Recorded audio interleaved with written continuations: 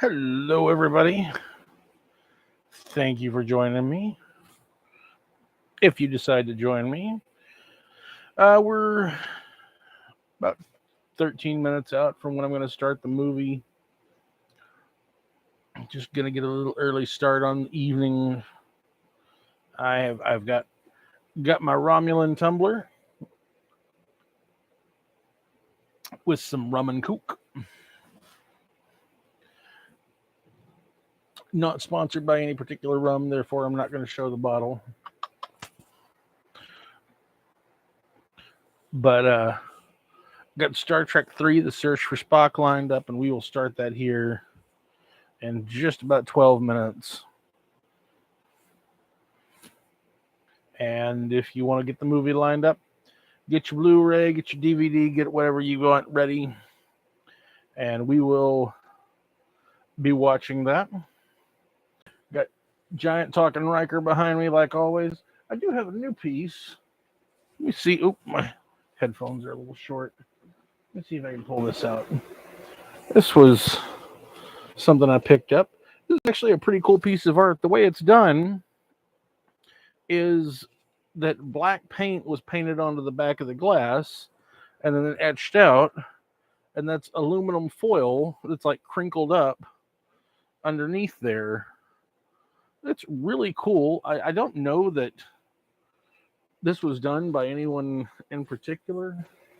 It's just something I had picked up in a box. I had bought in a box of Star Trek books, and that was in there, and I was like, that's really cool. So it was, a little bonus for my my book purchase, which those books will be getting shown on the channel here sometime over the next few months. There's some books that I've had in the past, as well as some new ones. There was the Star Trek 30th anniversary pop-up book, which is really freaking cool. Keep an eye out on the channel for that. That's definitely going to be the first book review I do.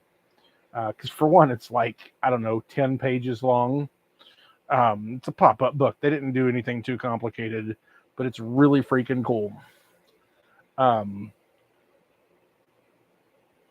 Another one is one that I'd never seen before called Captain's Logs,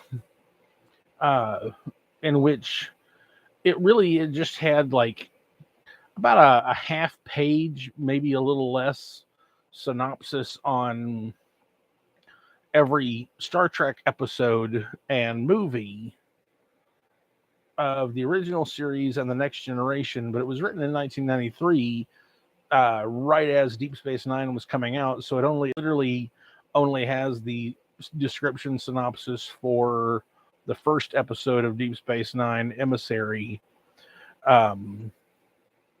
And what was really interesting is that, and I'll go into more detail in this later on when I do the review of the book, was what was in the appendix. And I actually had to send that over to, I sent pictures of it over to YouTuber Jessie Gender, because I was like, hey, she's working on a series of videos about sex and Star Trek. That I was like, this is kind of relevant for what you're talking about. So she seemed to appreciate it, and maybe when she gets to work on part 2 of Sex and Star Trek, you'll see a little shout out about the book that I sent her. So, yep, that's about it. Nothing too crazy. Last week I was doing Star Trek 2. If you remember at the beginning of Star Trek, that video, I told you that I had injured my back, and I ended up having to stop the stream early. I was having technical problems for one. So that combined with the extreme pain I was in, and let me tell you, folks, I have never experienced a pain in the back that way It was horrible. And all it literally was me turning around. That my dad had come to talk to me, and I literally, like, if I was facing this way, I went to turn, and when I did, it was like something in my spine went nope, and just shot a knife through my back. And so for several days, I was in extreme pain. So I tried my best to get through that, and it was very, very difficult. So I had to cut that short. If at some point somebody's like, "Hey, you really should go back and do the whole rest of the movie," because I only got about an hour and a half into it, I might go back and redo that video. For now, hopefully people will enjoy that hour and a half video of me in extreme pain trying to talk about Star Trek 2. But not going to happen for now. For this week, we're going to be on Star Trek 3, The Search for Spock. This was the first movie directed by Leonard Nimoy, who would go on to direct a lot of other films other than just Star Trek. Of course, it's directed Star Trek 4 as well. But did quite a few other movies, including another little film that I enjoyed when I was younger. It's one of those that I haven't watched in a long time, and I really should go back and see it. But Three Men and a Baby. It became one of those sort of 8 hits of the 80s, or yeah, the first one was in the 80s for sure. I remember that they did the sequel. I honestly don't know that if Nimoy directed the sequel.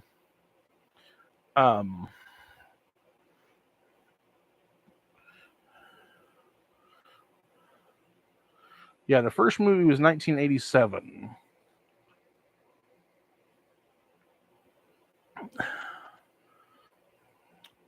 Directed by Leonard Nimoy. And then the sequel was not. That's what I thought. I wasn't entirely sure. I wanted to check that. I wasn't. Of course, that came out in 1990. But Leonard Nimoy, he doesn't get enough credit as a director. I mean, everybody knows him obviously as Mr. Spock, but I mean, as far as the 2 Trek films that he directed, they are both wonderful films, wonderful performances. Which, anytime.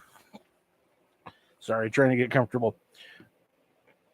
You can definitely credit actors with giving a good performance, but that always does still come down to the director being able to direct a good performance out of an actor, because some actors they're stubborn, and getting a really good performance out of them can be difficult. I'm actually looking up to see what else he directed, because that was just the first ones I know. Was the 2 Trek films. Let's see. 3 Men and a Baby. The Good Mother. Wow, I didn't realize he directed that. 1988. Funny About Love. I haven't seen that one. Holy Matrimony. See, that's the bad thing, is that I have missed some of the films that he was involved in. And of course, by the 2000s, he had started sort of slowing down in how much he had done. But he did a whole lot of films in the 70s, 80s, and 90s. And I mean, the fact that he was, known so well as Spock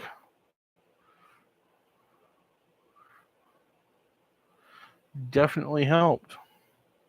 I don't know if he directed any television. I'll have to see. I'm looking at that real quick. But I will say, if you've never had the chance to see the documentary that his son Adam made that came out in 2016, because he had actually started working on it before his dad died, called For the Love of Spock. And it came out in 2016 after he died. Really great documentary. And one of my favorite bits of trivia about Spock has to do with Deep Space Nine and the fact that the actress who played Jadzia Dax, Terry Farrell, later on married Adam Nimoy, Leonard Nimoy's son, which I think it's hilarious because in that episode where they travel back in time, Dax is kind of developing a little bit of a crush on Spock and his eyes. And the fact that Terry Farrell did end up marrying Spock's son, that's kind of amazing. So yeah, I get a kick out of that. It's great. But all right, we got about 1 more minute till we start the movie. So get your Blu-ray, get your DVD, get your streaming service ready, and we're gonna watch Star Trek III: The Search for Spock. I've got it ready on Paramount Plus. I am watching all of the movies through the official sources, so that there's nothing funny, right? But you can watch it with me however you want. I'm not going to judge you. Let's just have some fun and talk about a really great movie.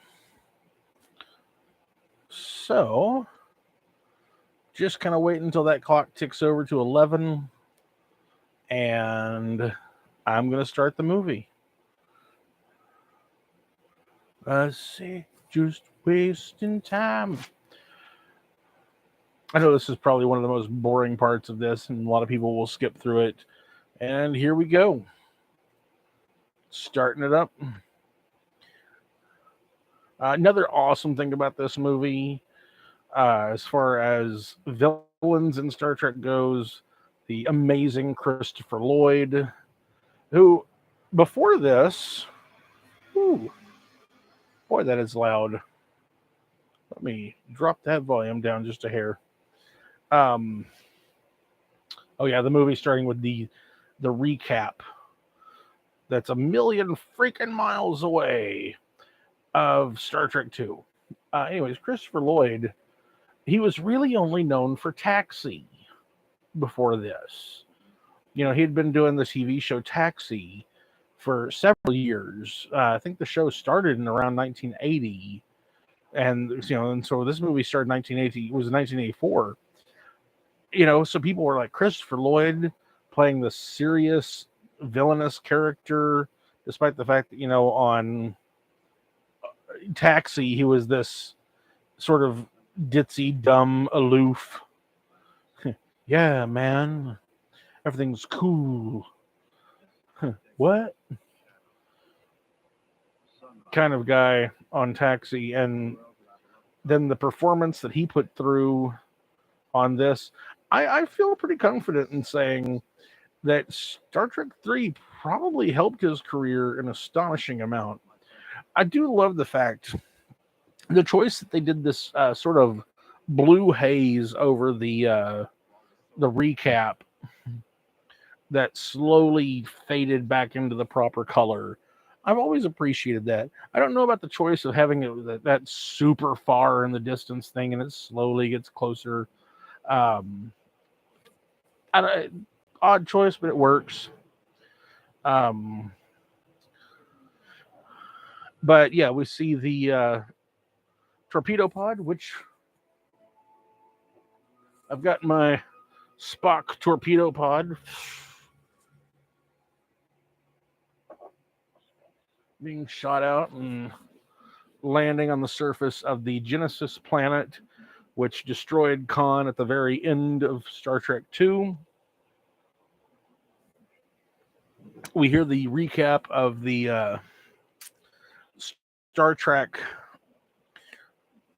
opening phrase, the boldly going, being spoken by Leonard Nimoy, and some of the beauty shots of the Genesis planet. I realize a lot of this was reuse from the previous movie, from the end credits of the previous movie. But it's still actually quite beautiful. And seeing that torpedo pod laying there and the opening credits happening.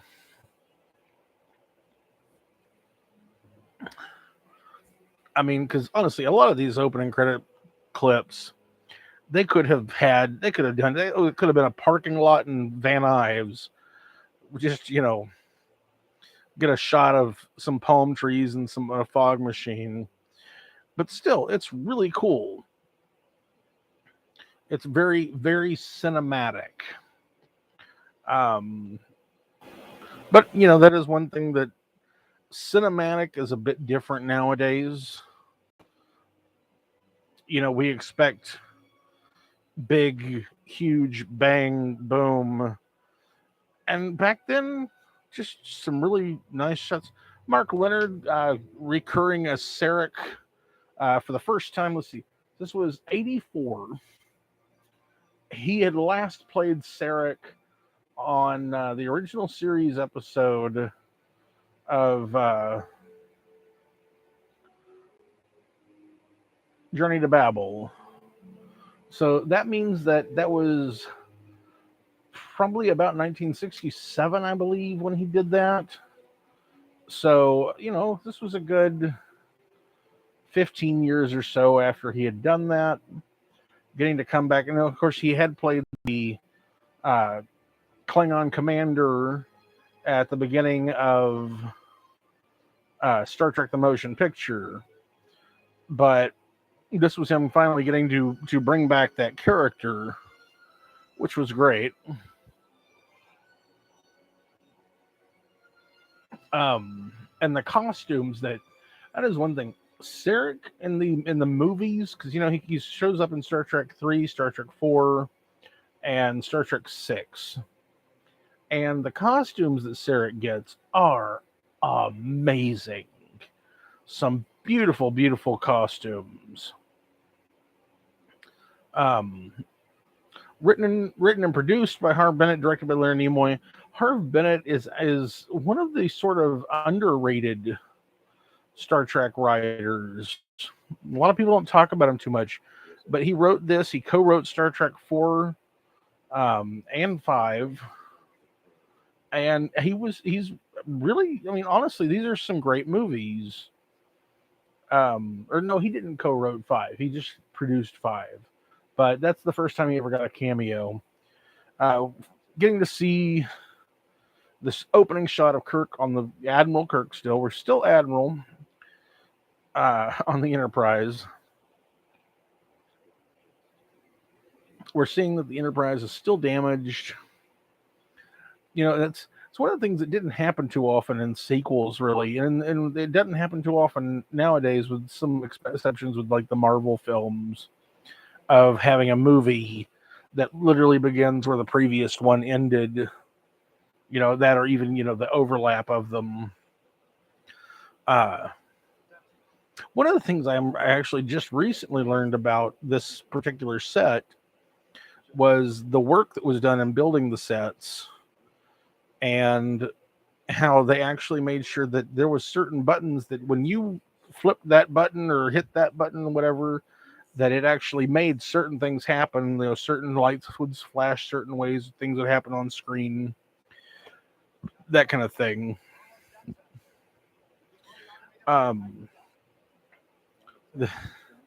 He'll be fully automated by the time we dock. Fixing the barn doors after the horses come home. But no, we get to revisit all of the crew. I do love that this is the first time in the, like 15, 16 years that Kirk and Scotty have known each other. That Kirk calls Scotty out on the fact that he's always multiplied his repair estimates. This cadet here, or trainee, man, I am drawing a blank. I know he went on to be a fairly decent actor in something, and I can't remember his name right this minute. I'm sure somebody will remember and post it in comments later on. Who knows? But great performances out of Shatner so far in this. You know, you can see that he's definitely the on duty, but just kind of dealing with the fact that, you know, he's lost his friend situation. But so one of the great things about Star Trek 3 that was missing from Star Trek both 1 and 2 was a lot of other ships. So Star Trek 3, Enterprise returns, of course. We've got this mercenary ship with this possibly Klingon commander. They've never been real clear. She's kind of got a little bit of a Klingon-ish forehead, speaks Klingon.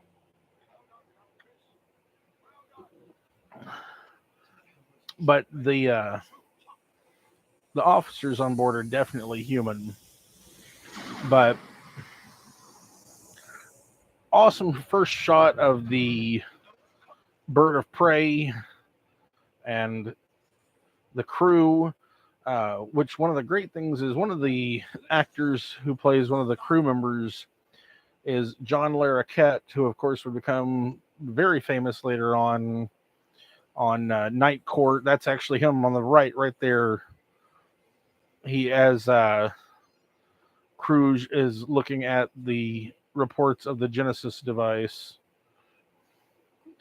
But yeah, he would go on to do Night Court and then other shows, and he fairly famous actor, especially in the 90s and early 2000s.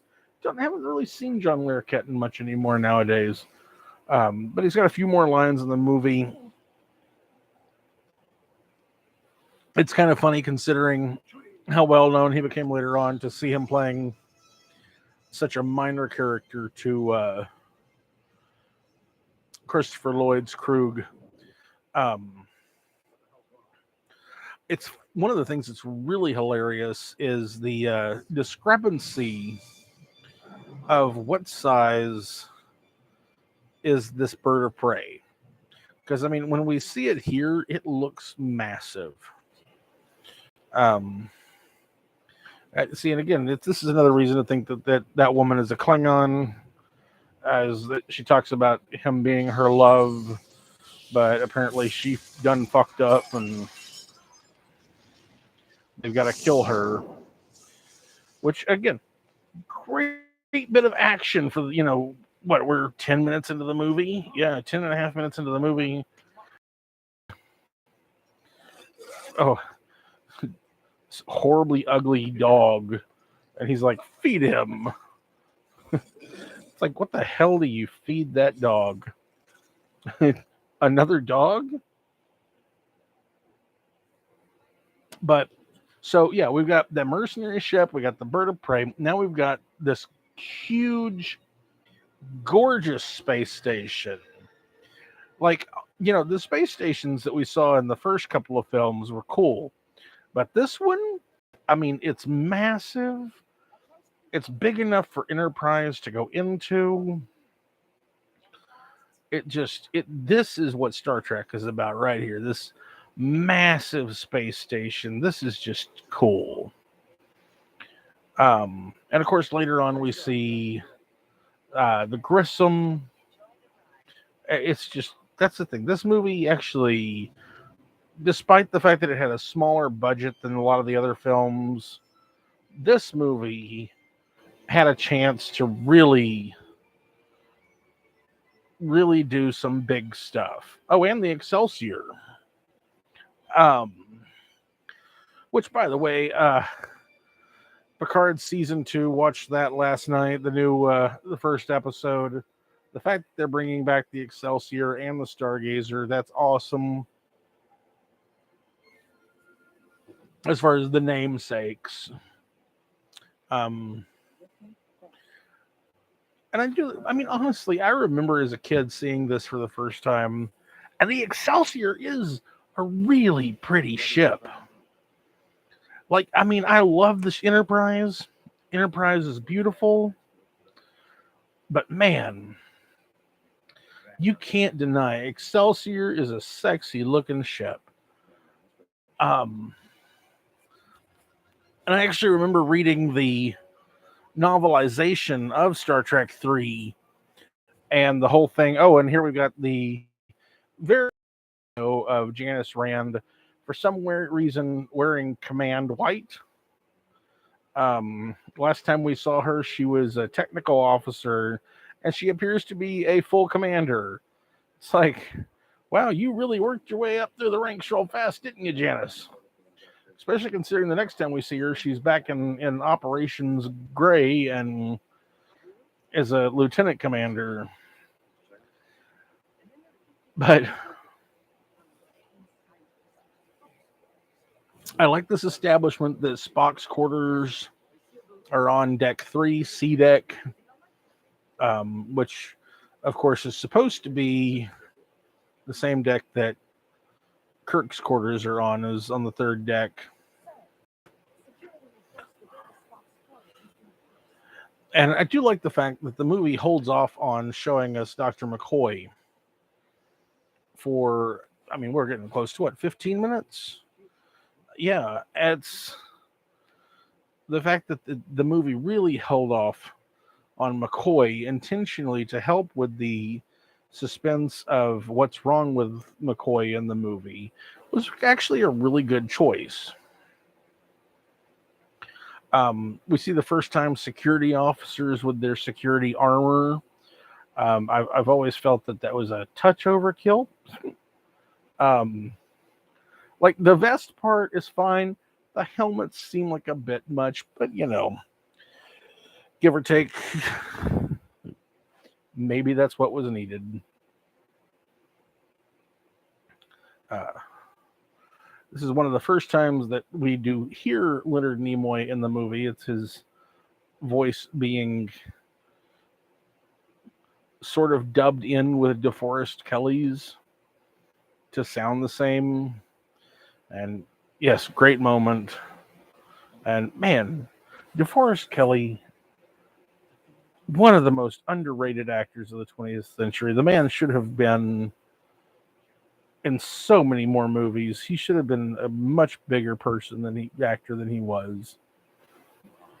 Just the way his face reads with so much extreme emotion, but his eyes are blank.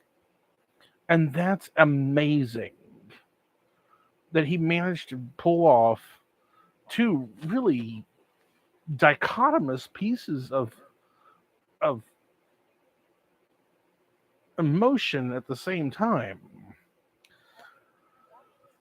And I have wondered if he and Nimoy actually worked those lines together, because it's a great scene, and he does echo Leonard Nimoy's performance as Spock very, very well.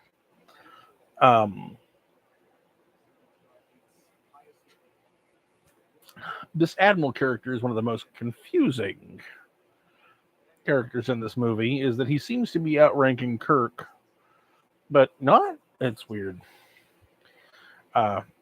Scotty getting his promotion to captain and finding out he's transferring to the Excelsior. Which in the book we find out that Scotty was a consultant on the building of the Excelsior's engines. Of course, that line about the Enterprise being 20 years old, it's actually supposed to be close to 30. It's about 28-ish.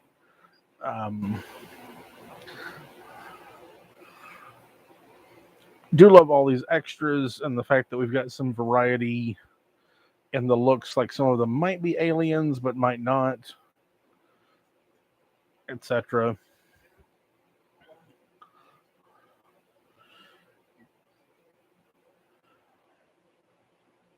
And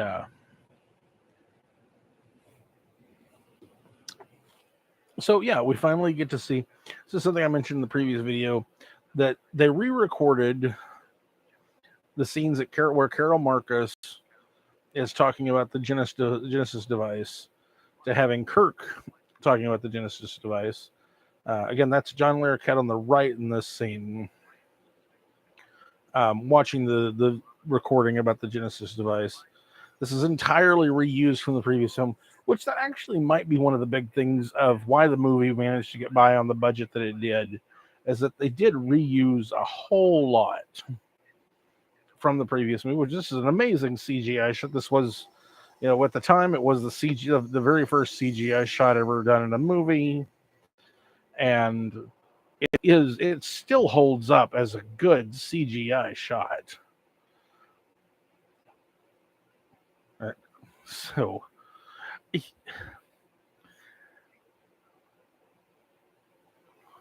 great power to control.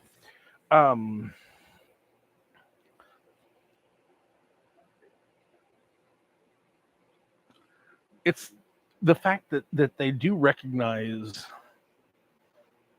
the destructive power of the Genesis device, which McCoy, that was one thing about the previous movie. McCoy was right. McCoy recognized the potential deadliness of that device. One of the things that kind of amuses me about the Klingons in this movie is that nearly every one of them have that Fu Manchu mustache. Not all of them, but almost all of them. And I can't help but wonder. Oh, here we are, the Grissom. I talked about this earlier. The Grissom is our other new ship, and like I said, so many awesome new ships. Grissom. We finally get to reintroduce Saavik, being played by Janet Curtis. Janice, I can't remember her name right this minute. But anyways, I'm amused by this bridge because it was reusing parts of the Enterprise bridge, but in a very different way to make it smaller. I love the fact that they take the time to give us the captain's full name, J.T. Esteban. But yeah, Dr. Marcus is back as well.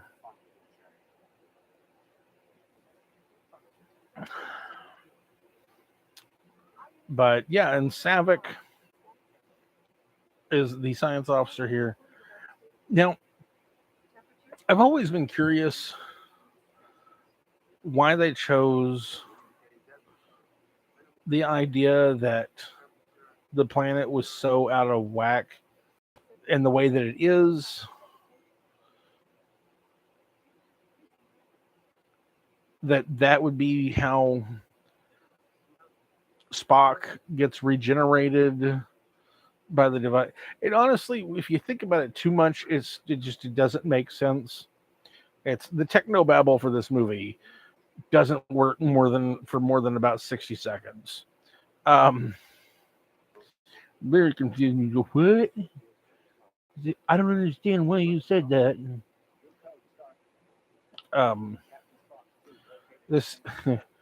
This is a great moment because it's very similar to the moment from the previous movie of the something we can transplant moment. Just the vibe of the scene is very similar. And the fact that David Marcus chooses an almost complete opposite reaction to the way his mother reacted to that moment in the previous movie. Of course, the captain's got a very different reaction as well than Captain Terrell did.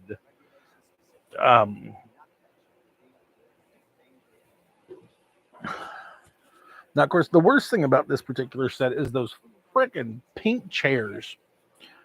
Like, I do love the fact that the Enterprise has the same chairs, but they're gray, which looks a lot better. These pink salmon chairs looks so weird. I guess that was an 80s thing, maybe. Um, we're back to Kirk's quarters on Earth. Like I said in the previous movie, love this set. It's the big windows. We see all of this background. It's of course it's all a reuse of the set from the previous movie, and I do love the fact that we get to see all of the characters wearing these casual clothes. Um, although Chekhov's outfit is interesting and questionable. His pink outfit, again, that was interesting costuming choice that they kept using these salmon colored things throughout the movie. But yeah, Sarek shows up, and first we just got him in these robes, which are awesome. I do actually love Uhura's outfit in this scene. It's one of the most casual outfits that we see her in throughout any of the movies or shows, but it is great.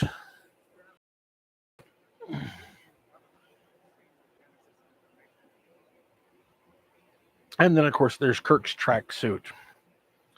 I think I knew a half dozen guys in the 80s who had that tracksuit. Just go look up like an 80s film about Russian gangsters, and you'll see somebody wearing that tracksuit. And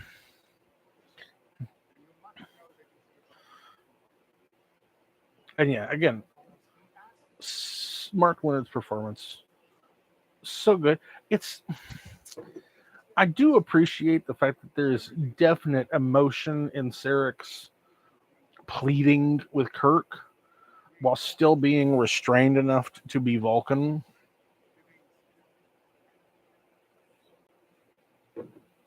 It's a really well done, really well performed scene.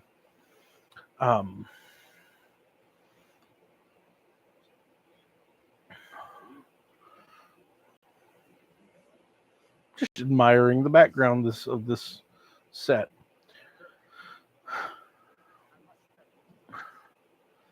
And we get to see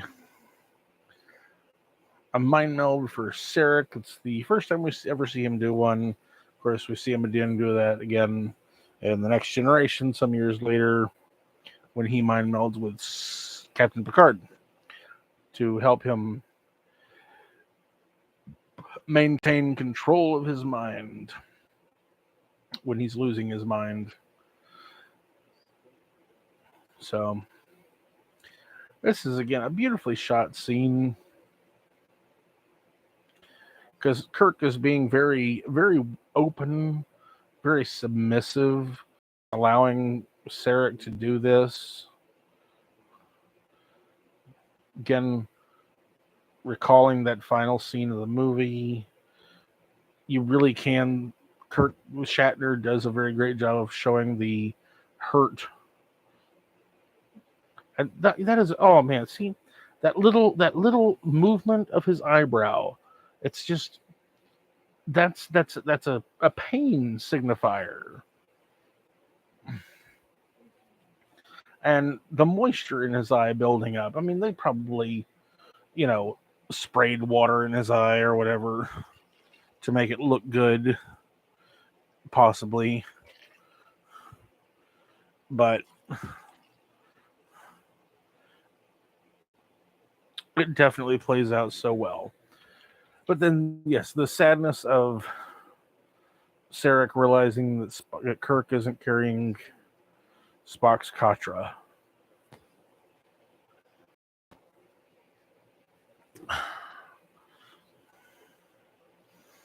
And Kirk realizing there was, that glass wall between them, and that maybe we should check some shit out.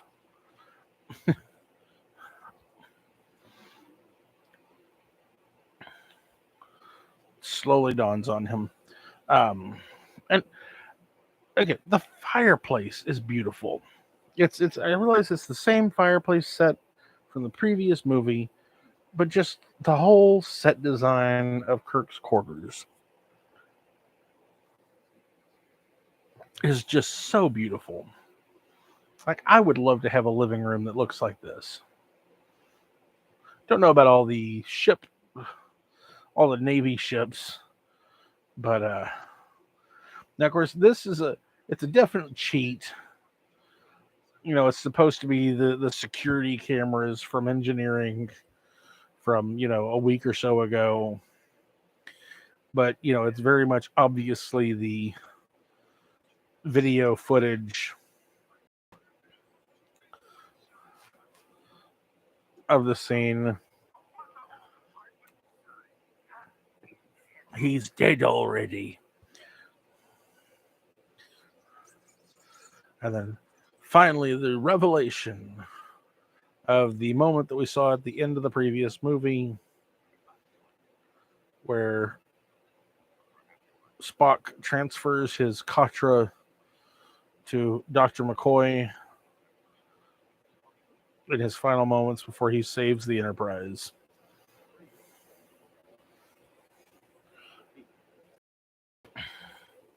Which, that was actually a last-minute reshoot on the movie.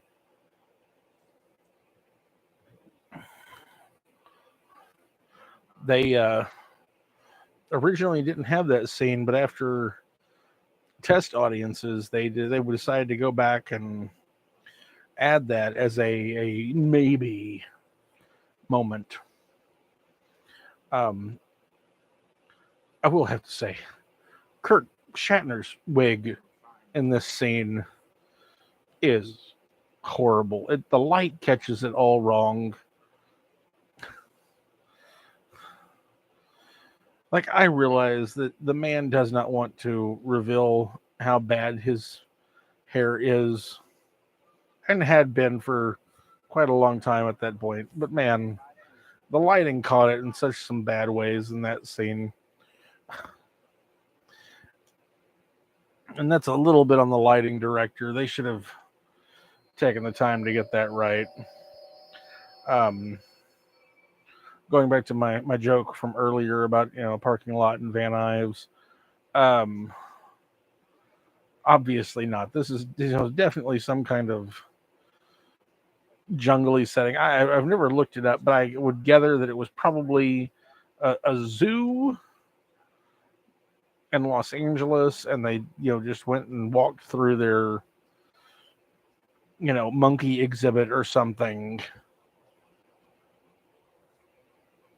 Is really what this kind of looks like. The microbes that were on the torpedo that have evolved.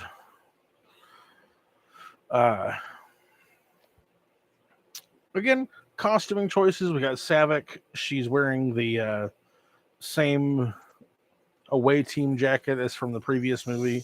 Great continuity. We got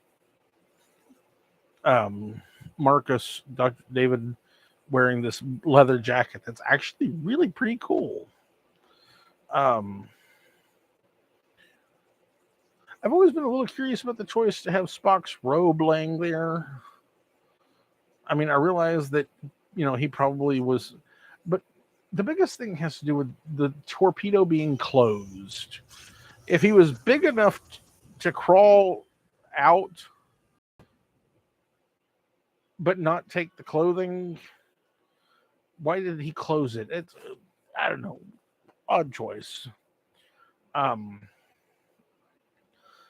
Here we get to see the bombardier jacket that, oh, hey, Trek Reviewer, how's it going? Glad you joined me. We are currently 32 minutes into Star Trek 3. Talking about this this unnamed admiral who keeps talking with the actors, the characters throughout the movie. And I love the fact that we get to see this jacket for the first time, and then we later on see Scotty wearing the same style jacket, and then eventually we see Kirk wearing the same jacket. It's actually a really cool jacket. But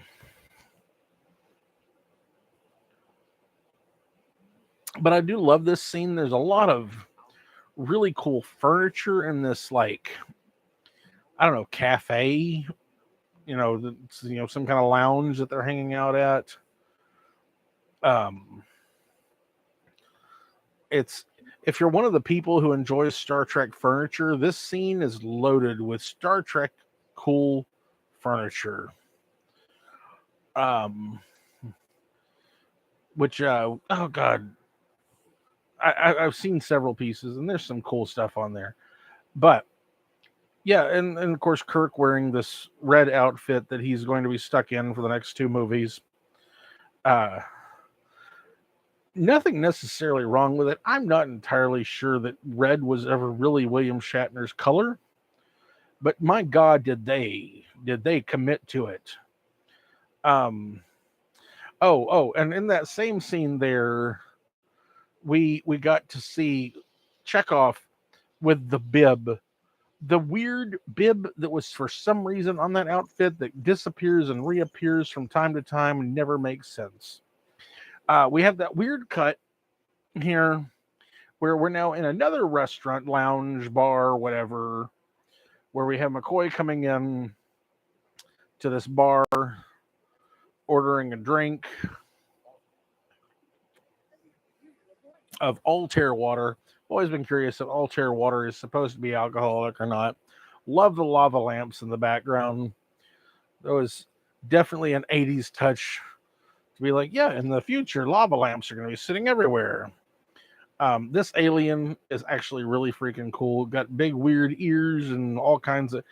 Looks like oh god, I forget what kind of fish was that Picard had in his ready room. Livingston was his name, and I'm forgetting the type of fish it was, but has all of the weird feathery bits coming off of his face.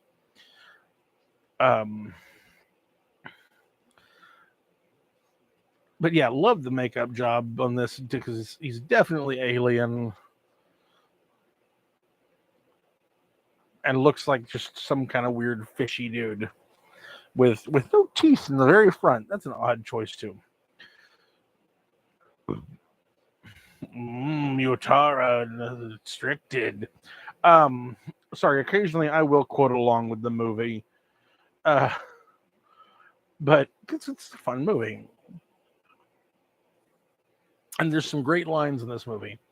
The one thing about these two scenes being next to each other is that you've got the scene with Kirk in this lounge talking with the Admiral, and then they just kind of cut to another lounge of McCoy walking in, and it doesn't divide itself enough.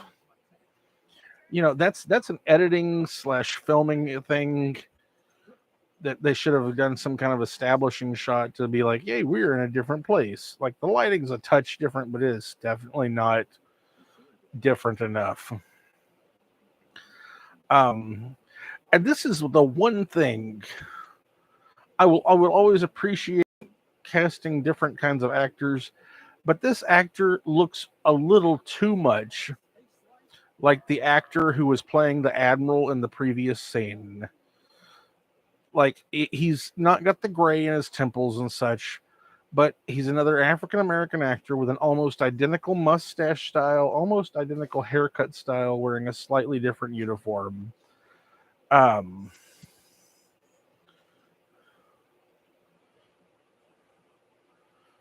Okay, that Trek reviewers just gave me a piece of trivia that's complicated as all hell. The Admiral that shows up in the first episode of Picard Season 2 was the same actor that played Enterprise D Transporter Chief Hubble in the episode Emissary of Deep Space Nine. Okay.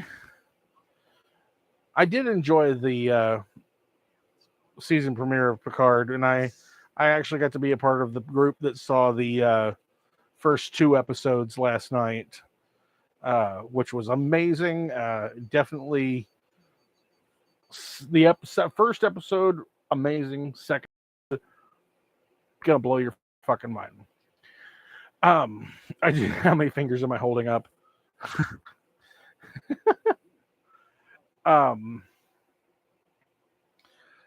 Do appreciate that they have Kirk in another similar leather jacket They like a lot of leather in this movie. I guess I hadn't quite realized that. Uh, it's his revenge for all those arguments he lost. And see, and here comes Sulu, also with a leather jacket. Of course, this is the great Tiny scene. Don't call me Tiny. I like these Starfleet security uniforms. I'm a little questioning on these hats that they have for Starfleet security officers. These are some weird baseball caps that just have random sci-fi lines.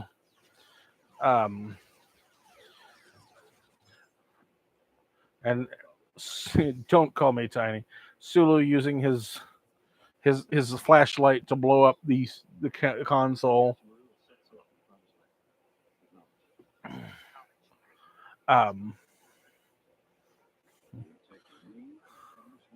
And here's McCoy putting on his leather jacket.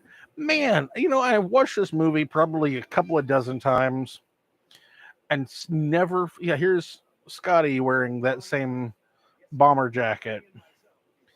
And there's Captain Styles with his stick. God, I just not too long ago, I honestly always thought that it was just like a riding crop. And I was like, why is this dude carrying around a riding crop? Is he just trying to look like a general, being all assholey and shit? And no, it actually has like a military title and name. I can't remember. It's like a pride stick or an arrogance stick or something like that. So weird. Fun thing about this scene here in this transporter room with Uhura is the panels in the background that look like a series of tubes and conduits and shit going up and down. Those got reused multiple times, including on the Borg cube on the Next Generation.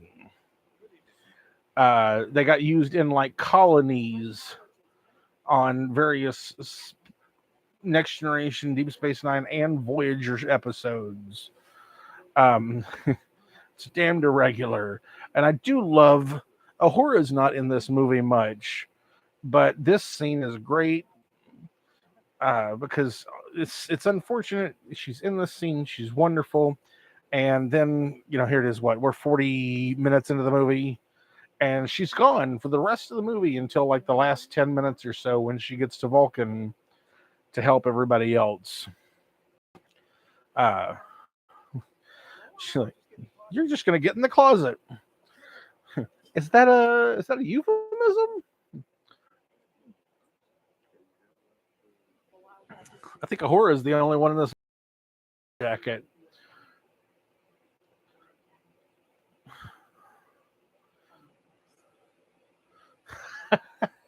Trek Revere says, I always thought they should have had Sergeant Slaughter from G.I. Joe play Captain Styles.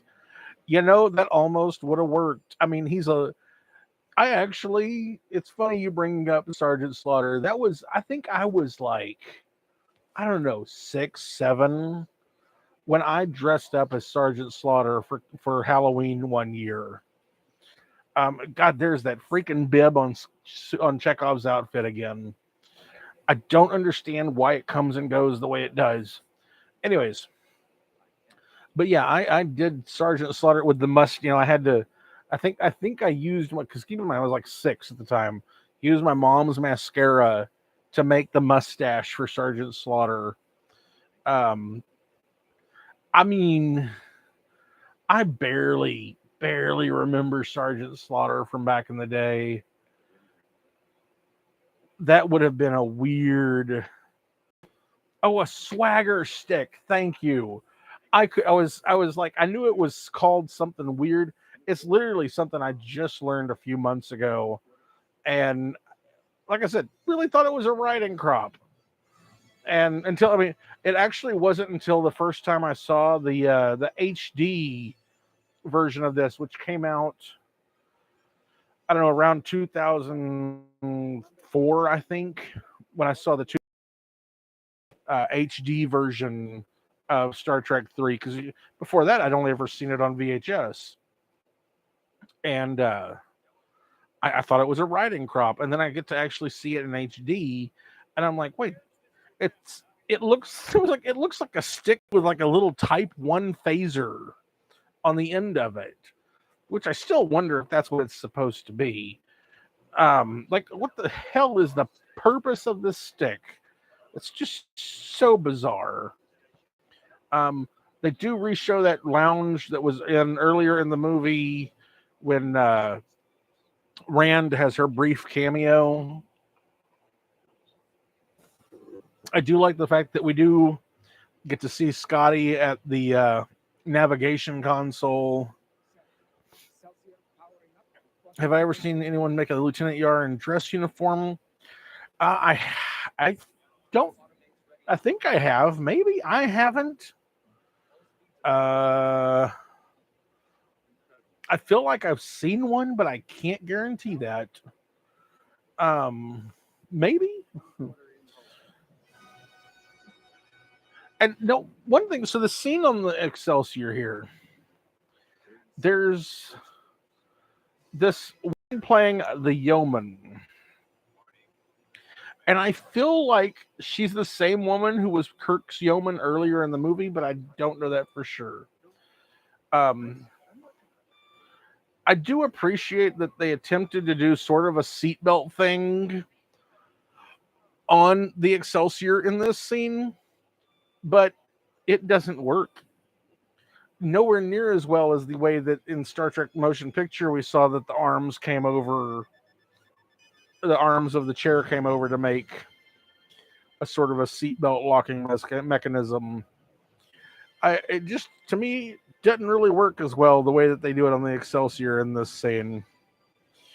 But, it was the effort. Of course, the whole set for the Excelsior is kind of crap, because it's literally just this room that's round with a whole bunch of people sitting around it.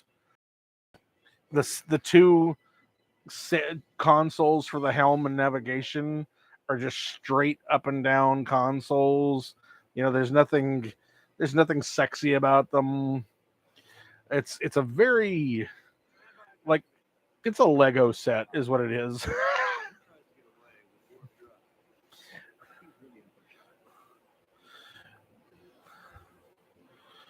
I'm just now you've got me imagining Sergeant Slaughter playing the captain there. If he drives away, he's in for a shock. I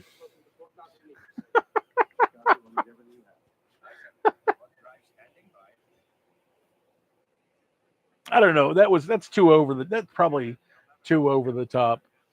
It would have been funny if they had done that for like Saturday Night Live, but not for the movie.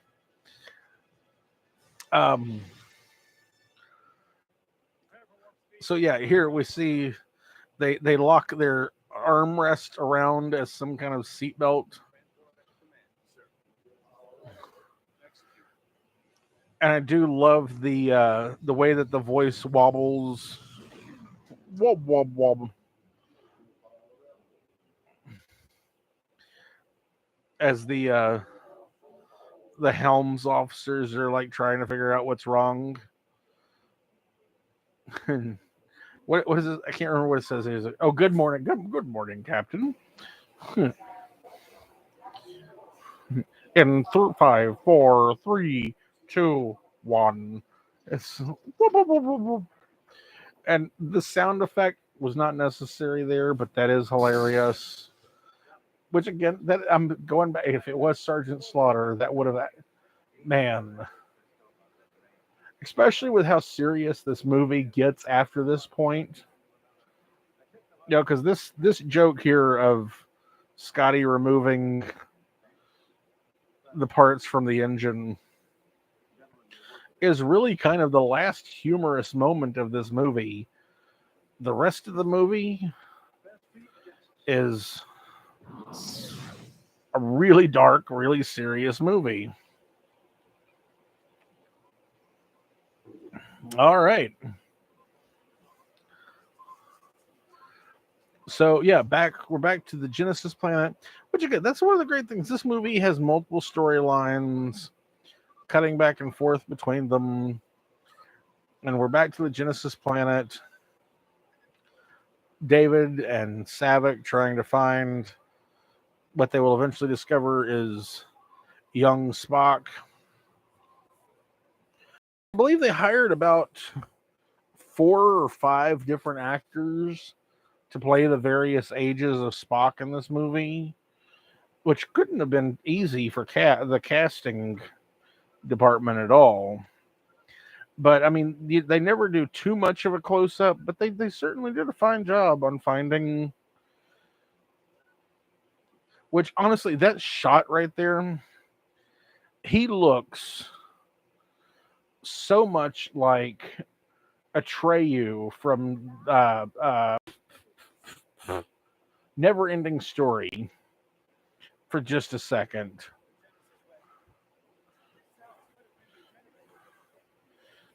Trickavere says, I would have loved to see an outtake of him calling Kirk a maggot during the ship chase. Yeah, exactly. It's like I said, I'm a little split on your idea, because it's like, considering how the those scenes are the last humorous scenes of the movie, might have worked because of how dark the rest of the movie gets.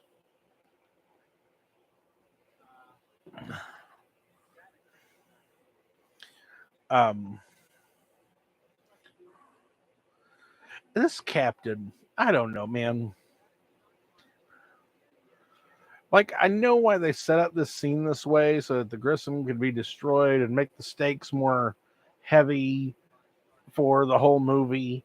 But man, this captain's kind of a shit captain.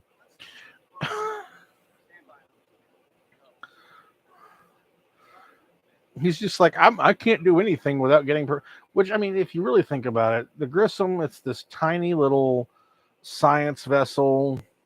So this dude probably made captain by accident. I mean, not to say he's a bad captain, but I mean, kind of is a bad captain. You know, he's terrified to let anything transport on board without 55 people giving him permission. Um,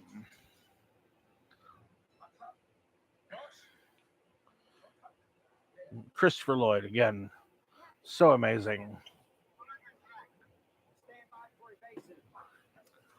And it's so funny. I do like the Klingon bridge set for this movie. I really wish it's a lucky shot, sir, and he just straight up kills him. So guess who gets promoted? And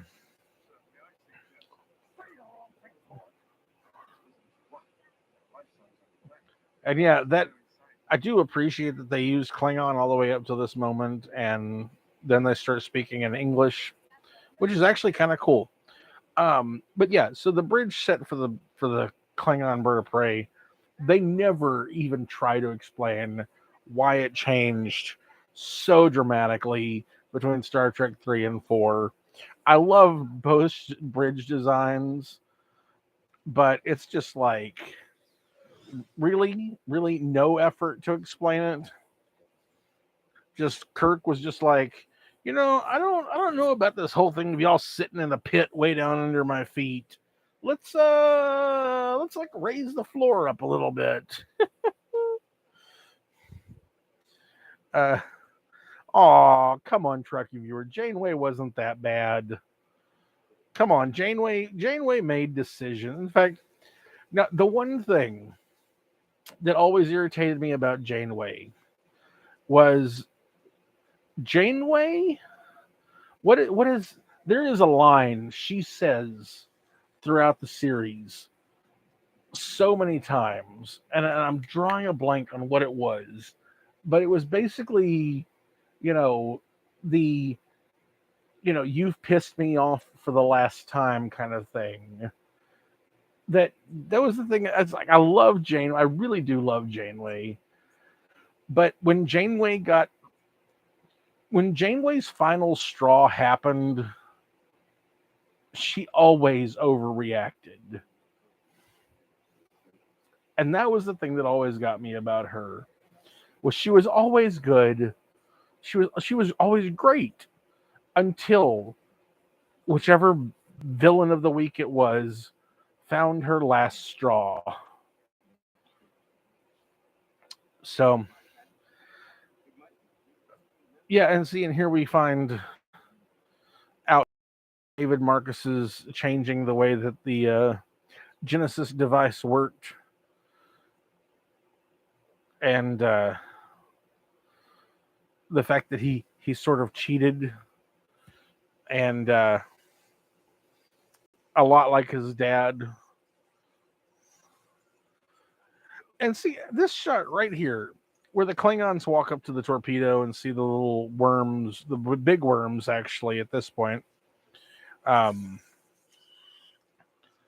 It's such a more cinematic shot than what we got earlier in the movie. Of course, why is it that the worms immediately are like, we gotta kill Dr. Brown? And he's like, nope, I just kill him myself.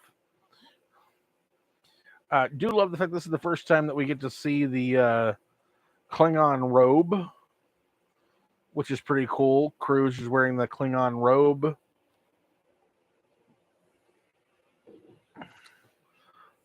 This whole thing about the way that the sun is moving around the planet, or the planet's moving around the sun, or whatever, is weird and confusing. I've never quite understood what that was supposed to be about.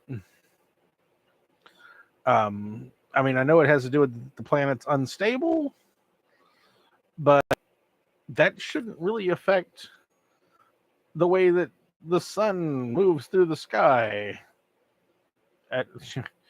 God, that shot of young Spock. It's like, what kind of drugs did you give him? I mean, little dude looks fucked up.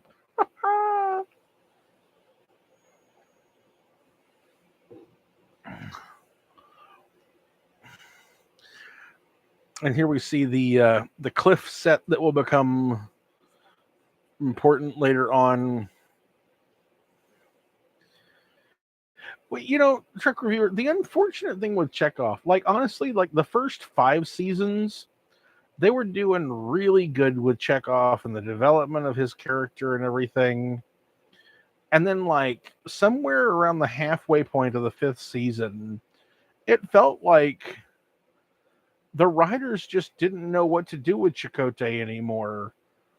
And so they just kind of was like, he's just going to be this dude who says stuff in the background.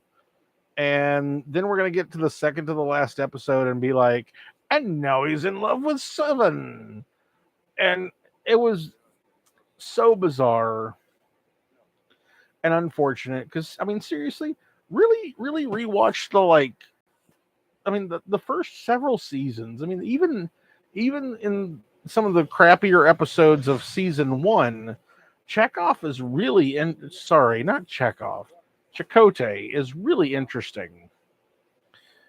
But like I said, somewhere about halfway point of the 5th season, the writers forgot what they were doing with him. So I don't know. It's the rum and cokes, man. They've definitely hit. Confusing Chakotay and Chekhov. Chekhov. Yeah, there we go. But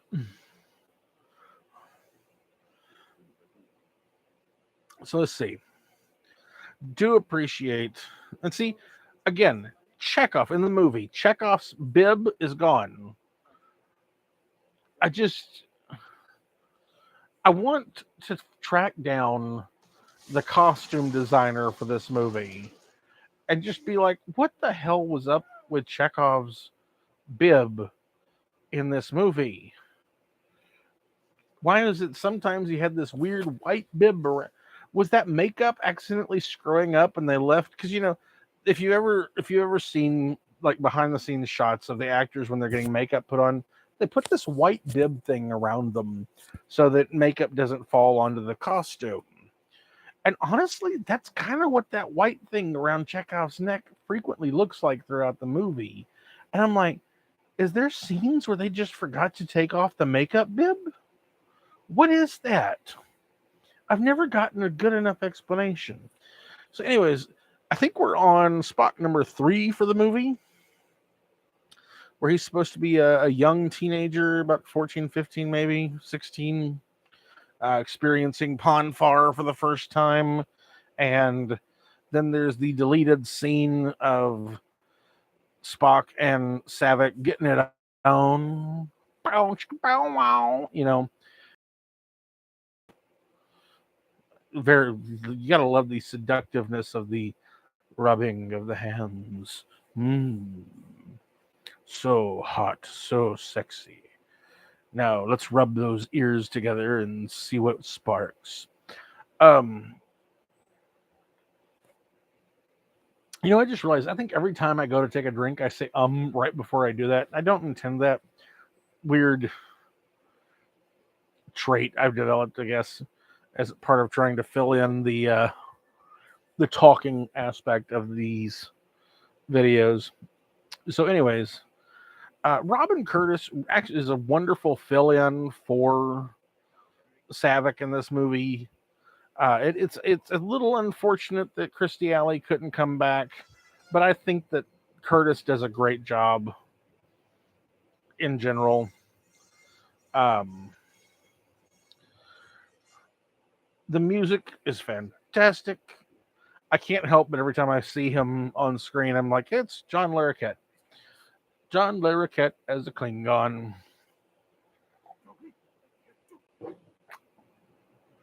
Why they chose to go back and forth between Klingon at this point was a little odd. I was like, once you switched, why didn't you just stay in English? I don't know. Ugly ass dog. I love the fact.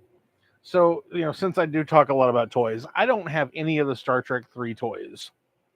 They only made, let's see, they made Kirk, Spock, Scotty, and Cruise as 3.5-inch GI Joe style figures. There was like the exact same body style as the GI Joes, where it's the rubber band inside that holds it together and the way that they twist and move. And the Kruge figure came with the ugly ass dog inside. Excuse me. And it's actually kind of awesome. But so yeah, there was supposed to be a scene there where we got a little more directness on the Vulcan love songs there.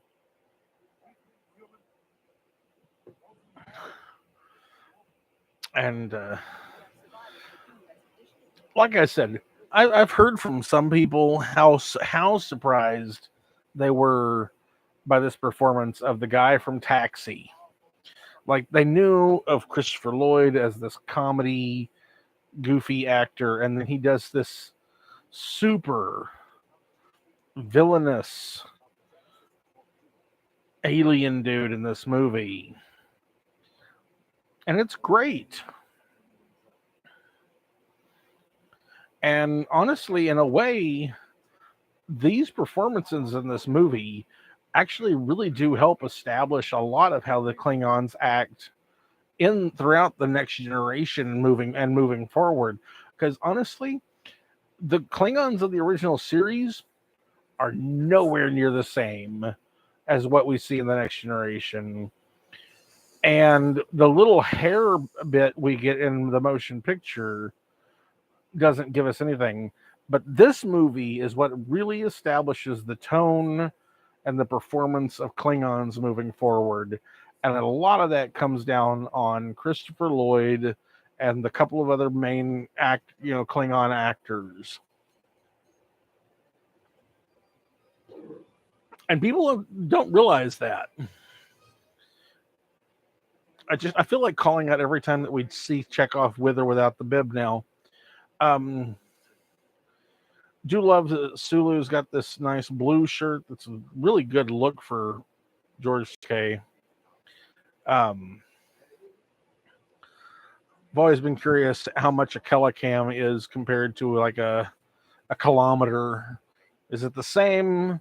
Is it that a Kelicam is like 1.35 kilometers? Just I would love to find out. I know there's probably not anything in canon to establish that. Of course, who knows? Mark Okran, the guy who invented the Klingon language. Oh, and I love.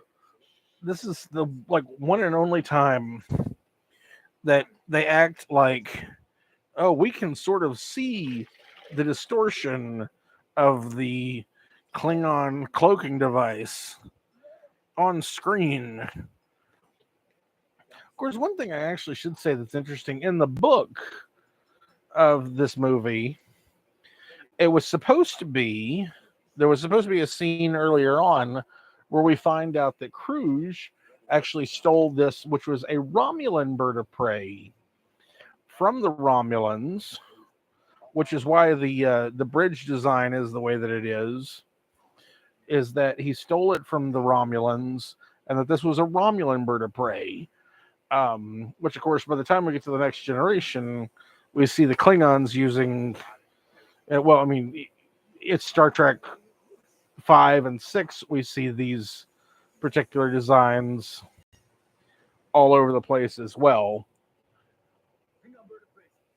So they chose to completely ignore that. But I've always thought that would be an interesting thing of having it be that was actually a Romulan bird of prey, that the Klingons stole it. Oh, the dog dies. Oh, the poor dog dies. And I love the fact that we see that it's got a forked tongue. The dog has a forked tongue, and Cruz gets all pissed off and wants to come back around and destroy the Enterprise.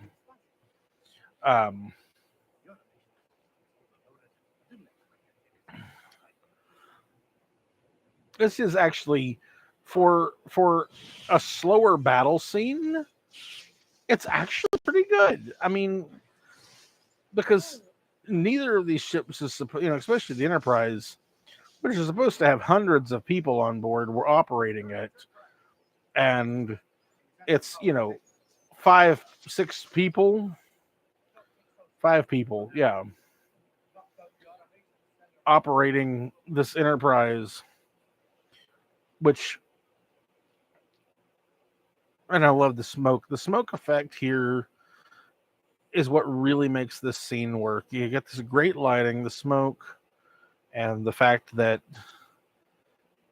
they're in a desperate situation makes it really kind of beautiful. The way that Kirk decides to use the self-destruct, which I do love the fact that Cruz the Enterprise should have destroyed them. They're a much more powerful ship, but they lack the crew, and he doesn't know that. And of course, Kirk, in his typical blustering way, decides to react as though the Klingons are absolutely at fault and that they need to stand down. Which, yeah, and he absolutely calls it out. He's hiding something. He's bluffing. He sees through Kirk's bluff.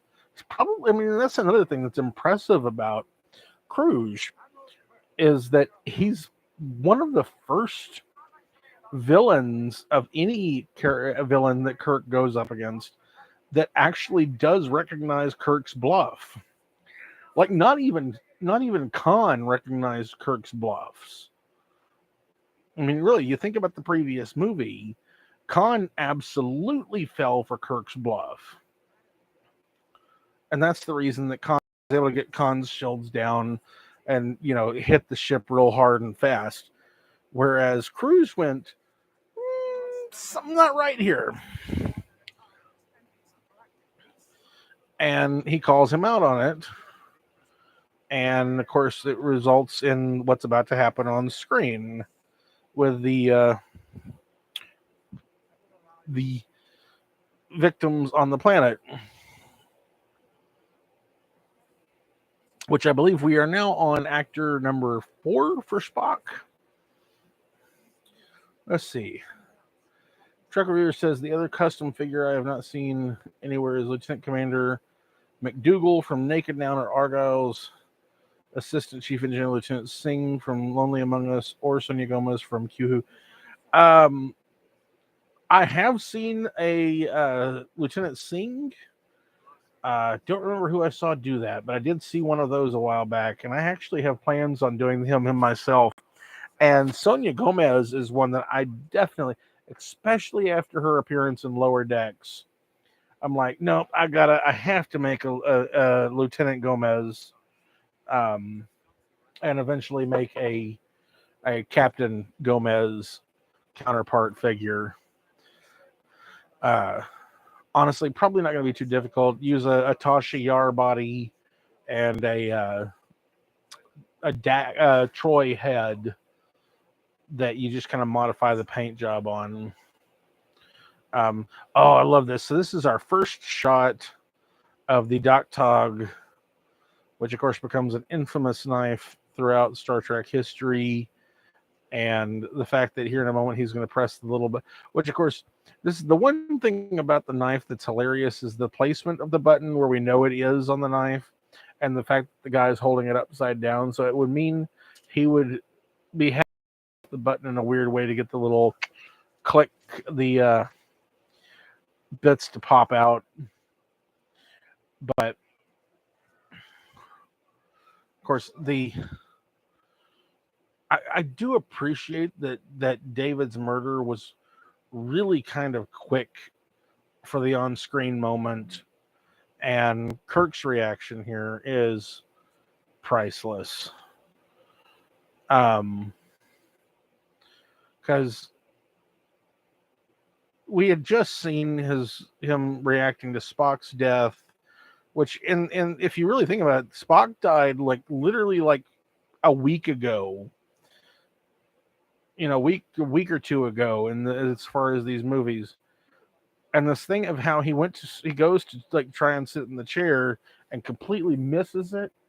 I don't know how much of that was planned on, or how much it was accident. I've been in that kind of pain before. That it's a hard place to be. It's a really well performed moment, and the reaction shot there of McCoy is great as well. Like I said, the smoke in this really, really holds up the scene. It gives a really great bit of ambience to the characters. And of course, this is that moment where Cruz screws up, despite the fact that he was a few moments ago seeing through Kirk's ploy. The fact that Cruz is like, I will give you 2 minutes, because I'm such a generous Klingon. Great moment. Which I've always says this. The Klingon ship is supposed to have 12 officers. We know that there's 2 left on the planet.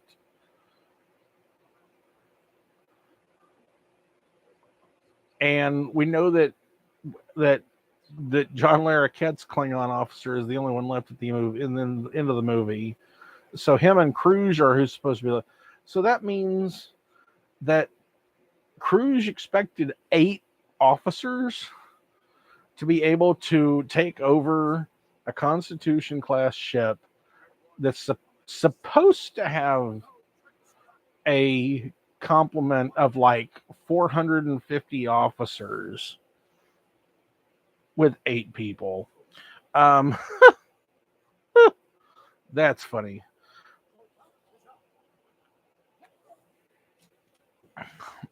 Another great prop moment, the Klingon gun that has the rifle extension. That's great. I love this. So it's Admiral Kirk, Captain Scott, and Commander Chekhov are the 3 who are required to give the security codes for the self-destruct. Which, I mean, it's like it immediately makes sense that it's the admiral and the captain, because Scotty in this particular situation would be the first officer, and the fact that it's Chekhov, not Sulu, has always been interesting, because it before now you would have thought it would have been Sulu who should have been the third person, because Sulu had always been the fourth or fifth officer previously. But it makes you realize that maybe Chekhov had actually managed to, I mean, especially because of the events of Star Trek II. In Star Trek II, we see that Chekhov was the chief science officer on board the Reliant.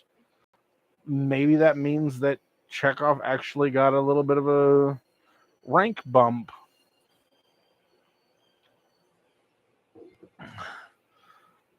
I do have to wonder about the fact that Kirk and everybody managed to get from the bridge to the transporter room in, like, what was that, 20 seconds? That's a fast-ass turbo lift, I guess. But yeah, Kirk and them beam down. The Klingons beam on board. Let's see. 1, 2, 3, 4, 5, 6. So there's only 6 of them.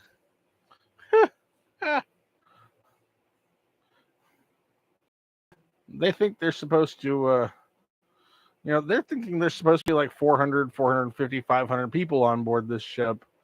There's nobody around. Do love the fact that, most of these corridors got reused for the Next Generation, whatever the show got made.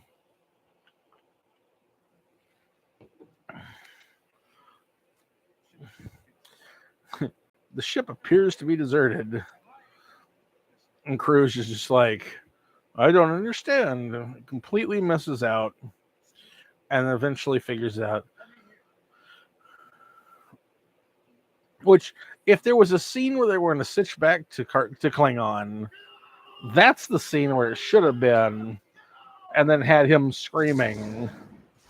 But it works. It's great.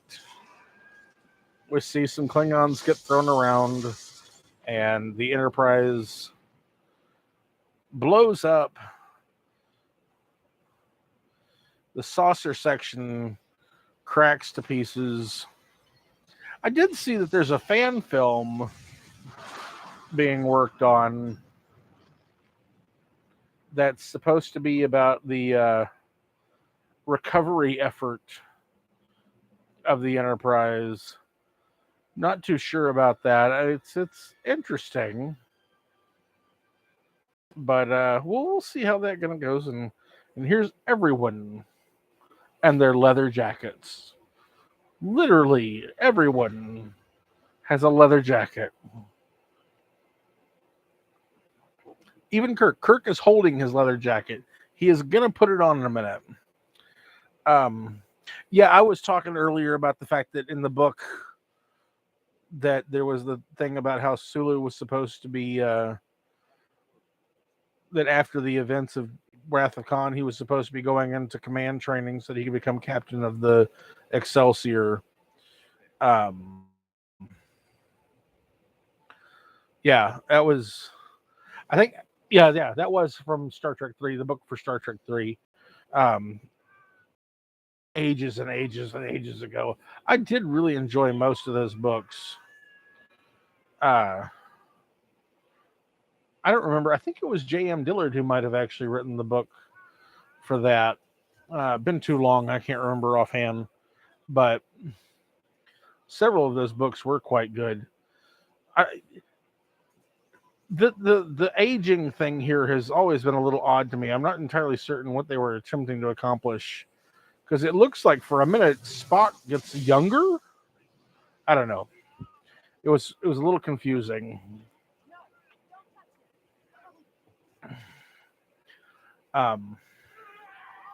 Do love the fact that this Spock just picks up that Klingon and tosses him like 20, 30 feet. That's awesome. That is one of the things that has been a fan thing for a long time. that Vulcans are actually like supposed to have this superior strength to Klingons. Again, this makeup bit is kind of weird. It doesn't hold up so well now, 5-ish years on.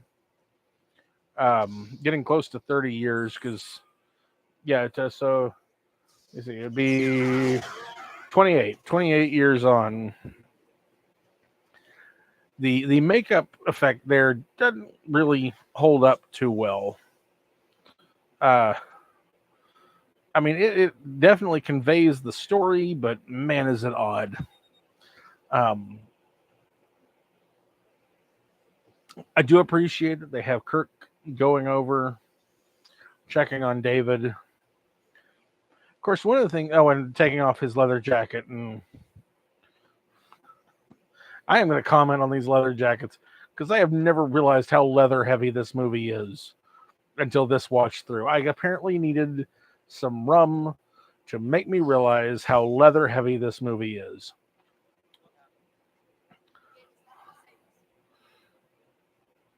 So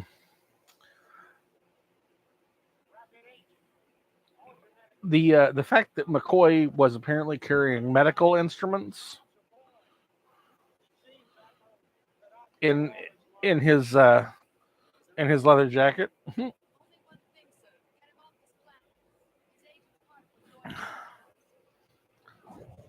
Again, like I said, the technobabble explanation of the rapid aging, it really doesn't hold up if you think about it for more than a minute. But it's like, okay, cool. I do like Kirk's white shirt in this scene. It does make the scene a little bit better that he did take off the red jacket part and he's covered Spock with it. C'est la vie. Again, from a writing standpoint, why did they pick C'est la vie? Would a Klingon actually understand C'est la vie? I don't know. Of course, again, Kirk bluffing. He doesn't have the secret of Genesis. The secret is dead about 25 feet away. And the fact, well, I mean, technically, Saavik does know about what David did to manipulate the Genesis device to make it work the way that it did.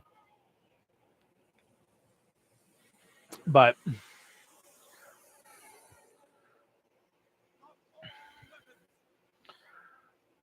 that is a great moment right there. The way that he beams down with this is actually a pretty great shot.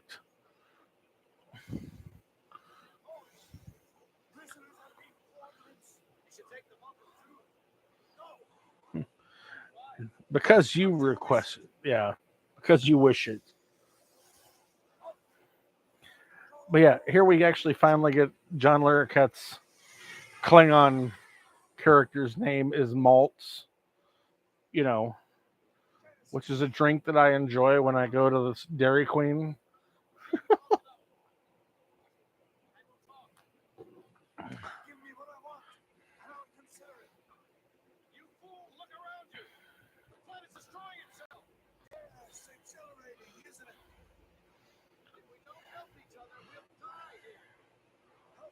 You know, there's something about this scene that reminds me of the like Japanese samurai movies of the like 1950s. The way that they're point and counterpoint each other. It's like if you gave each of them a sword, it would almost be the same kind of scene. The way that they're going up against each other and fighting. Of course, this is also a scene that's a little bit of a spot the double, because there's several moments here where you can, it's like, that is not Christopher Lloyd, or that is not William Shatner. again, this is where HD kind of has hurt us in the modern age, because it's like, seriously, when I was a kid watching this on VHS, never had a clue. These scenes looked perfectly fine. Never would have realized. But it's like now, it's like, that is definitely not Christopher Lloyd in that moment. Like that. The hanging off the edge of the cliff. That was not Christopher Lloyd. You can absolutely tell that. I mean, and it's just kind of hilarious.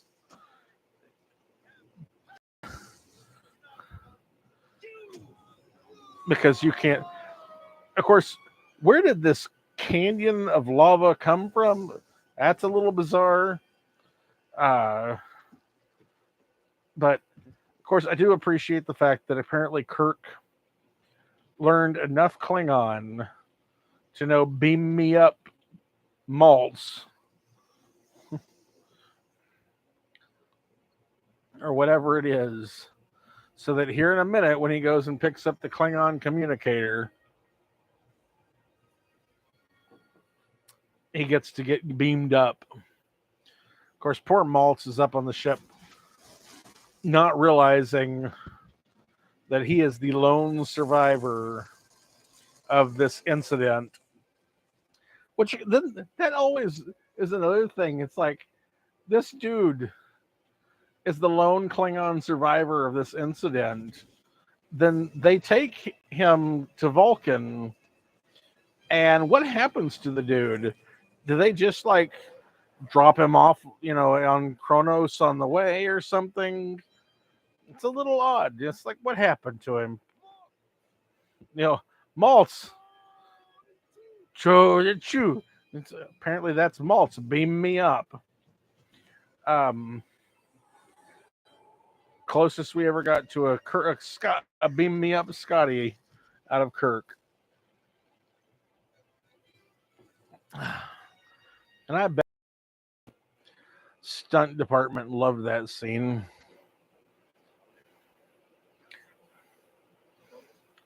All of the fire and explosions and shit going on there.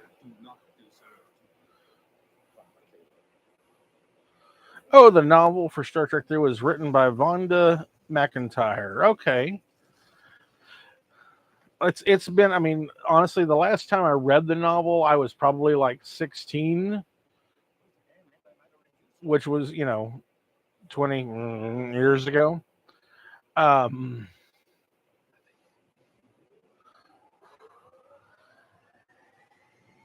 So could not remember. But yeah, it's, of course, this moment where it's Sulu and Chekhov and Scotty all over the helm console trying to figure out how to operate it. I love that. Love that, because I mean, it would make sense. It's like, I don't know, how does this work? Where's the left turn signal?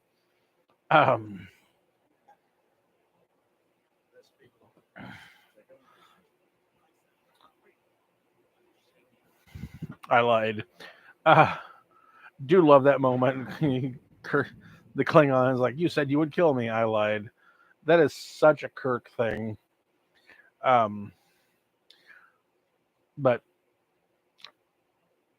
I do love that McCoy here is trying to figure this shit out on his own, not realizing how much he needs the Vulcan priestess and such to help him. You couldn't find your copy for some reason, so you had to look at. Yeah, I would have looked it up later, but that's one thing that the Star Trek novels were quite entertaining. I mean, we think we've kind of discussed that before, especially when I was talking about Star Trek: The Motion Picture, which that one was Gene Roddenberry wrote the novelization of that. I do remember that one for sure. When it comes to the rest of the movies, I can't remember a lot of the authors of the books too well. I know that J.M. Dillard did the Star Trek Generations. I do remember that one for sure, because I remember that being the point where I was like, wait a minute, this author is pretty cool. I went and started looking up more of their stuff. So these are some beautiful shots of Vulcan.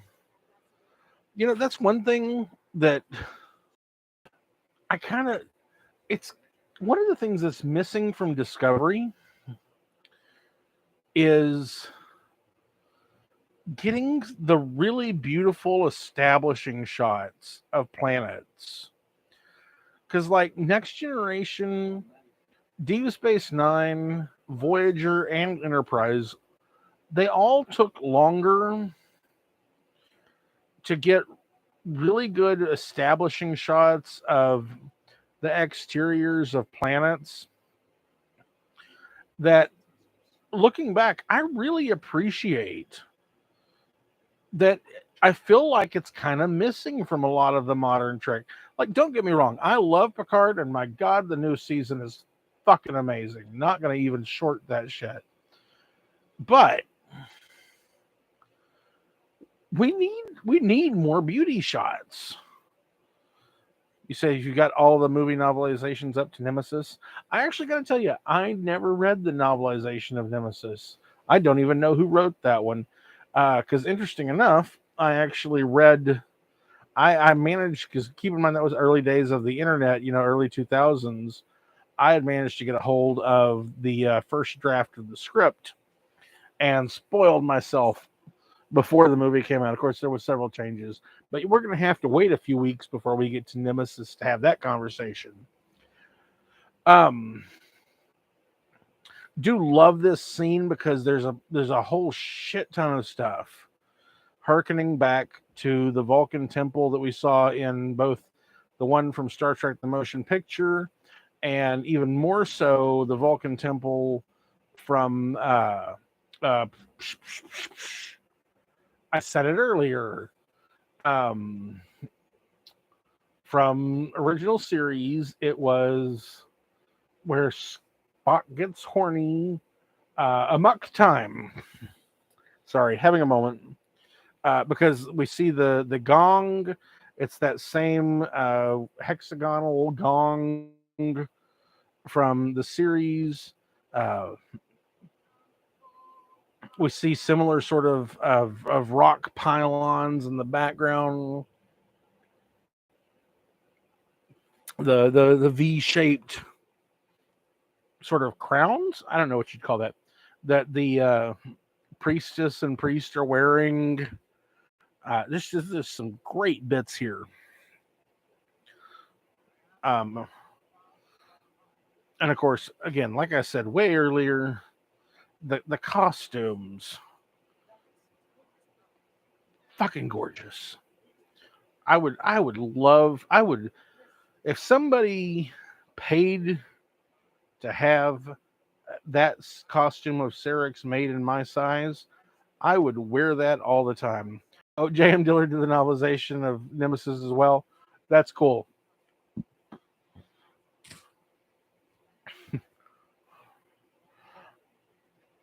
Like I said, J.M. Dillard's a really great writer.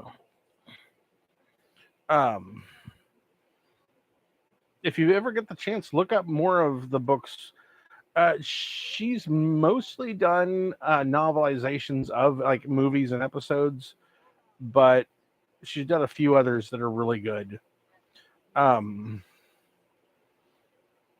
Do love the moment here where McCoy mentions his father's name, which is actually great because that does get that callback in Star Trek V, which I know, and we'll discuss this more in a few weeks when we get to Star Trek V.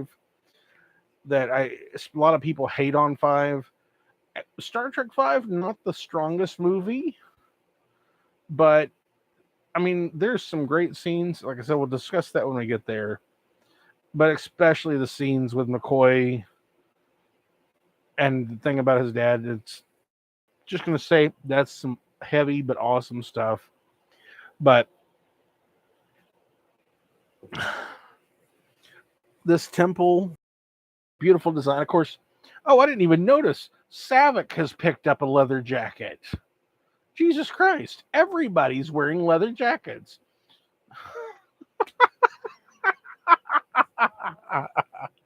I'm going to rename this movie Star Trek 3, The Search for a Leather Jacket.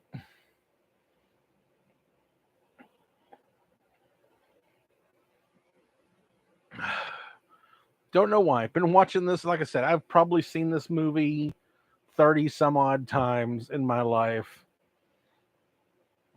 Do love that this Vulcan priestess has this giant freaking ring that's got that huge like ruby or some kind of giant crystallized stone, whatever. That is just amazing. There's just some awesome pieces of costuming there. And it's like, that Sarek's thing is made of leather too. That the thing with the stones, that's leather too. They're all Star Trek 3, The Search for Leather.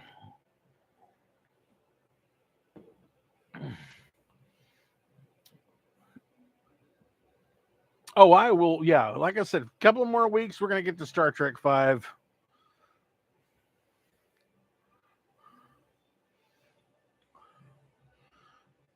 Well, the problem is I mean, I drink fairly regularly through the whole show. I mean, I've had quite a bit of rum tonight, but it's like if I don't get a heavy start, I'm not gonna be drunk because I've barely got a buzz going, and we're an hour and 34 minutes into the movie. But and again, man, beautiful, beautiful establishing shot of the Vulcan temple. Love that.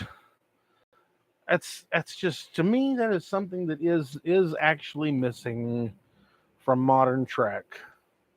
Is the big wide shots of what the planet, what the building looks like. Like, I mean, honestly, the newest episode of Discovery that just came out, Rosetta, they did a fairly decent job of giving us some establishing shots. And why does Chekhov have a slit in the back of that shirt? Anyways, Chekhov's costume drives me nuts in this episode, in this movie. Love the fact that the Vulcan priestess has a friggin' carry tray thing, people walking around with her. Of course, why is that they've been there for so many hours and Kirk hasn't gotten a doctor to look at that open freaking wound on his head? Come on, guys. Like, if there's anything that Vulcans are known for, it's doctors, scientists. Somebody could have fixed that open freaking wound.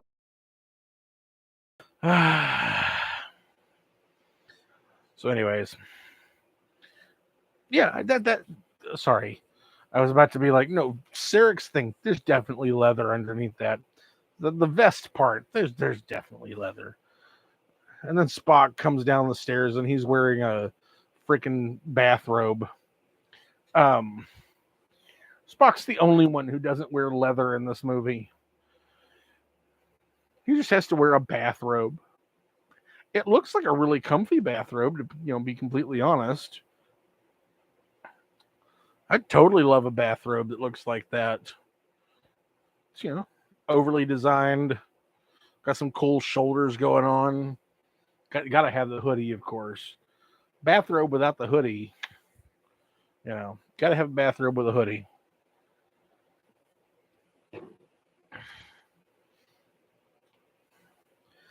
I do wonder what it was like as a fan in this moment when, because he pulls back the hood.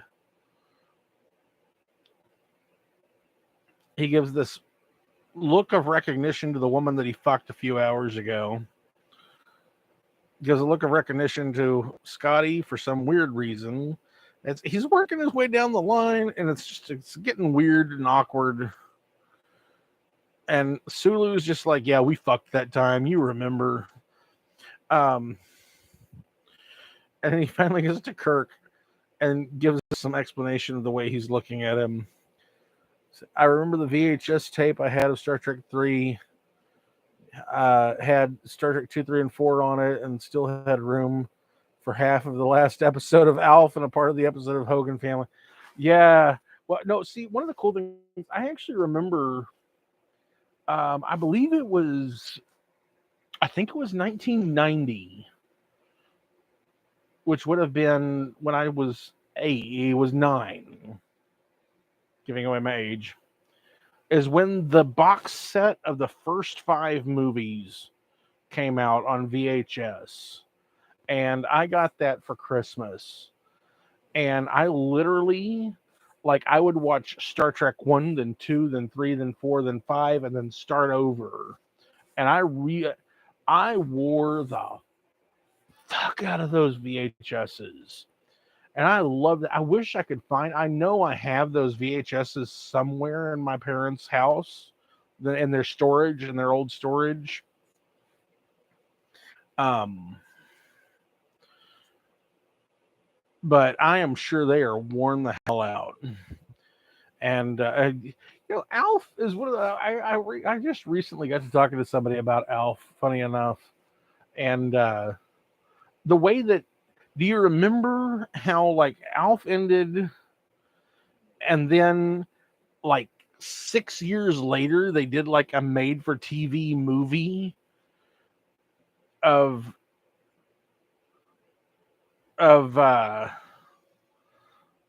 how Alf, was somehow captured by the government and all that crap. I do love that moment right there where the whole crew comes around and they're like, Spock, we're glad to have you back. I can't help but think of at the very end of Lord of the Rings, when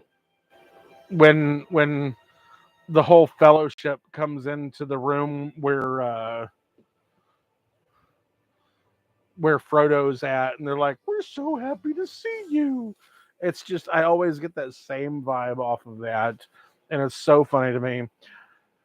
And I do like the adventure continues. That is great. So that has been Star Trek 3. It's been fun. And yes, apparently I am only 2 years older than you. I don't, man, like I said last week, my age is getting up on me, and that's why it sucks that I had to cut last week off early because of a freaking injury of turning around. But that's what happens when you apparently get old.